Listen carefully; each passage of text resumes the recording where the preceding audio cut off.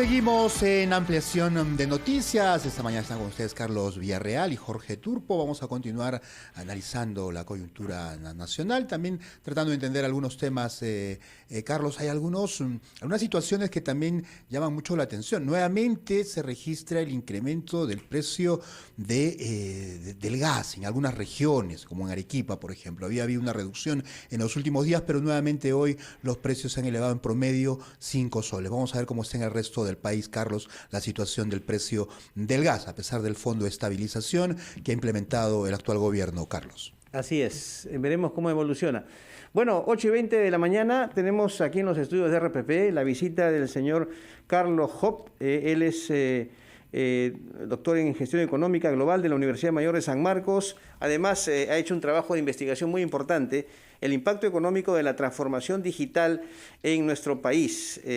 Magíster en Ciencia Política y Gobierno por la Pontificia Universidad Católica del Perú. Está aquí con nosotros y, como siempre, nosotros lo recibimos guardando las medidas de protocolo de biodiversidad y bioseguridad en el tema de la COVID. ¿Cómo está, Carlos? Bienvenido a los estudios de RPP. ¿Cómo está usted? ¿Qué tal, Carlos? También, Carlos Villarreal. Saludar a Jorge Turpo, sí, que se encuentra en Arequipa. Saludar a todas las personas que nos miran y que nos escuchan a través de las redes sociales, ¿no? Para poder debatir y plantear un tema muy importante, ¿no? Que es la transformación digital. Y en este momento iniciar y avanzar haciendo estas grandes reflexiones. Así es.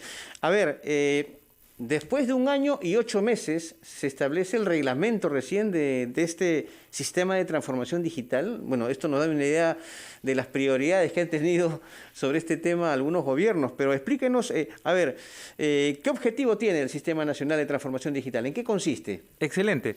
Y partiendo de la premisa que tú ponías en debate, después de 1 año y 8 meses, han pasado ya muchos gobiernos, pero no solamente eso, sino que el fenómeno político, el planteamiento de la política pública ha ido cambiando antes de pasar a los objetivos, porque antes lo conocían como gobierno electrónico, de ahí luego como gobierno abierto, de ahí como gobierno digital, ahora como transformación digital. Estamos entendiendo de que en medida que el Estado peruano ha ido implementando este procedimiento, ha ido teniendo variaciones en el concepto y también prioridades de acuerdo a los gobiernos de turno en este caso, ¿no? Pero lo más importante que quiere la transformación digital como sistema funcional del Estado es empezar y tener líneas bases para mejorar los servicios, para transparentar la gestión pública, para empoderar también a nuestras pequeñas y medianas empresas. Ahí tenemos elementos importantes para utilizar esta tecnología que estén pues en beneficio y uso del ciudadano, ¿no? Sí. Sí, y señor Carlos Hop, esta transformación digital, ¿cómo se traduce en la práctica? Hablemos ya de los usuarios. Por ejemplo, entiendo que usted tiene experiencia en gobiernos regionales. ¿Qué va a cambiar? Es decir, si nos puede explicar con un ejemplo, por ejemplo, el usuario que acuda a un gobierno regional, ¿cómo le va a beneficiar esta transformación digital? ¿Solamente a los proveedores o a cualquier tipo de persona que acuda a realizar un trámite en un gobierno regional, en un municipio, en un ministerio? En realidad, y te agradezco tu pregunta, señor Turpo, porque el sistema en la aplicación, el Sistema Nacional de Transformación Digital, beneficia a todos los actores involucrados. Por ejemplo, vamos a poner un ejemplo, vamos a aterrizar. Servicios públicos, trámites. Vamos a aterrizar también en el punto de vista sectorial, educación, salud, telesalud. Ahora, con la tecnología también podemos tener algunos componentes en el transporte.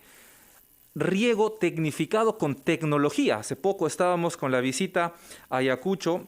El gobernador regional recibía al embajador, por ejemplo, de Israel y mirábamos cómo en la aplicación de la tecnología en la agricultura, de la tecnología en el turismo, hablaban de turismo digital, entonces tenemos un abanico de posibilidades, pero hay que reconocer ahí que cada región y el país tiene una naturaleza diferente de conectividad, de actores involucrados y sobre todo ahora hay la necesidad, porque en el GOR ejecutivo se ha puesto la necesidad de adelantar este proceso de transformación que necesita pues presupuestos, que necesita tener un impulso de la inversión pública. Ahora, se dice, Carlos, de que, bueno, o se considera que a raíz justamente de esta emergencia sanitaria que estamos viendo, de esta pandemia, se establecen también nuevos criterios para a su vez una nueva forma de gobierno.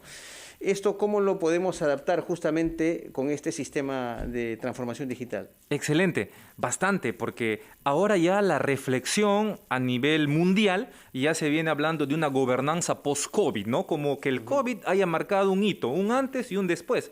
Y es más, si tú estás mirando el Decreto Supremo 1577-2021 de PCM, que ha salido hace pocos días, ya no habla de gobierno digital, sino habla de gobierno y transformación digital, porque debemos de entender que sin una adecuada gobernabilidad, sin un adecuado manejo de todos las agencias de la administración pública, no podemos implementar absolutamente nada. Y entonces, ¿qué es lo que ha pasado con el COVID? El COVID ha marcado y está mandando 3 apuntes importantes. La primera es que estamos teniendo respuestas multisectorial, multinivel a problemas, por ejemplo, como el COVID. Segundo, que tenemos políticas públicas regionales que están siendo enfocadas a problemas globalizados.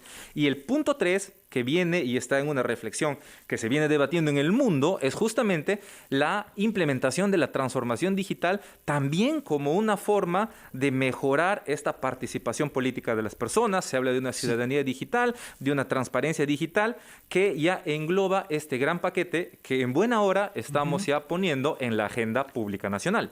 Sí, señor Carlos Hoppe, pero ahora el razonamiento y la reflexión viene, o el análisis en todo caso, con los ejemplos que actualmente hay, ¿no? En los municipios, gobiernos regionales.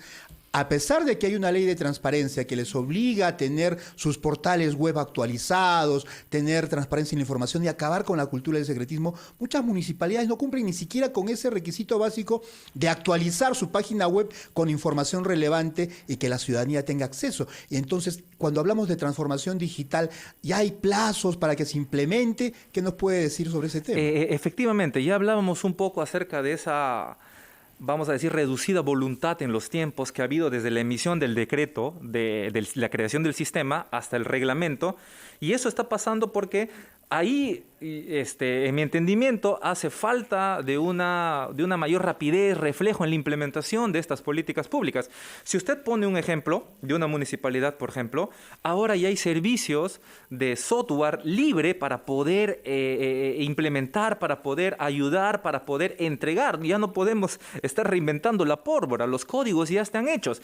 Y entonces ahí es importante, ¿no?, el liderazgo de la SEGDI como ente rector. Pero también no quisiera pecar un poco de irme solamente por un tema procedimental de código, pero hay bastantes falencias en muchas municipalidades. Municipalidades que tienen un presupuesto de 20.000, 30.000 soles, no pueden agenciarse también de un data center, no pueden agenciarse también de un equipamiento importante. A muchos no les llega el internet. Por eso yo siempre hablaba de que debemos de analizar todo esto con todas sus variables por cada territorio. Justamente a eso iba mi pregunta, Carlos. Las personas que laboran en el aparato estatal, en el aparato público, ¿de qué manera se pueden adaptar? ¿Cuán costoso, cuán complicado va a ser este proceso de adaptación al medio digital para poner en marcha o implementar este Sistema Nacional de Transformación Digital? Es importante que todos los actores de la administración pública, desde el titular elegido por el pueblo hasta los funcionarios que se encuentran laborando en los distintos sistemas administrativos, se involucren, que la población se involucren. Y por eso volvemos de nuevo a uno de los elementos importantes que tiene este decreto supremo, que es el Comité de Alto Nivel por un Perú Digital Innovador y Competitivo. Acá le están dando un carácter político estratégico, que es necesario, pero sin embargo en el decreto no especifica todavía quién, no especifica todavía cómo, no especifica todavía cuánto y cuándo se va a desarrollar este impulso, porque tiene que venir desde el más alto nivel del Estado, seguido por las regiones, seguido por los gobiernos subnacionales, locales, provinciales, distritales en este caso, y también desde la empresa privada, porque esto es una moneda de dos caras, ¿no? No puede haber una política tecnológica fuerte desde la empresa privada sin también una política tecnológica desde el Estado, ¿no? Es importante crecer juntos para poder cerrar estas brechas tecnológicas. Sí, Carlos, solamente algo muy puntual. Claro, ¿Hay alguna institución pública que, digamos, señor Carlos Hop, podamos ponerla como ejemplo? Decir, miren, esta institución ha avanzado de esta manera exitosa en la implementación de la transformación digital. ¿Tenemos ese ejemplo? Tenemos algunos ejemplos aislados. Yo creo que estamos recién iniciando en el Perú. Por ejemplo, el Ministerio de Transportes ya ha venido implementando bastantes servicios, desarrollando también, por ejemplo, ahí dentro de su equipo de desarrolladores, servicios públicos como, te puedo poner, ¿no? El brevete de conducir digital, están transparentando algunas materias dentro de los sistemas administrativos del Estado. Algunas municipalidades también, desde el punto de vista local, Gobierno regional de Cajamarca también ha estado involucrándose, por ejemplo, en este Gore digital, haciendo procesos. Nosotros en Ayacucho estamos obteniendo ISOs de territorios digitales, pero hay que ser sinceros de que necesitamos tener una comprensión de todo el proceso de transformación, que no va solamente por una sola arista. Es compleja, es completa, pero ahí estamos para poder iniciar este gran debate con la única finalidad de que su implementación beneficie a la comunidad en su conjunto. Bueno, Carlos, le agradecemos mucho por esta visita a los estudios de RPP y sobre todo darnos una mayor explicación y entendimiento sobre la reglamentación del Sistema Nacional de Transformación Digital. Muy agradecido y gustosos de siempre estar en RPP para poder conversar sobre los temas que verdaderamente importan. Por supuesto. Carlos Hop, magíster en Ciencia Política y Gobierno de la Pontificia Universidad Católica del Perú, ingeniero de sistemas por la Universidad Nacional de San Martín, estuvo con nosotros. Vamos con los titulares de esta media hora y continuamos con ampliación de noticias.